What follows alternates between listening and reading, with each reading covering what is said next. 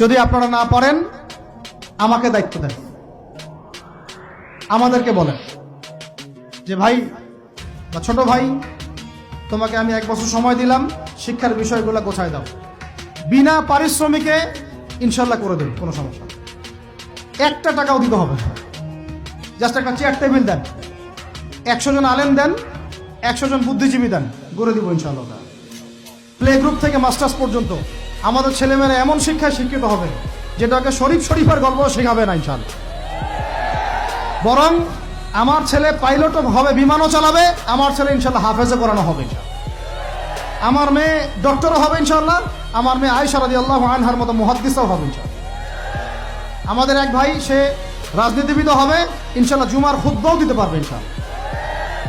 আল্লাহর কসম করে বলতেছি, এমন শিক্ষা চালু করা সম্ভব, শুধু আপনারা যদি একটু সৎসাহস দেখান, একটু উদ্যোগ গ্রহণ করেন। আল্লাহ পাক বহুত আজর দিবেন আপনাদেরকে। আল্লাহ পাক এই ওসিলায় আপনাদের সব গুনাহ মাফ করে জান্নাতও দিতে পারেন। আল্লাহর রাস্তায় আল্লাহর দিকে ফিরে আসেন।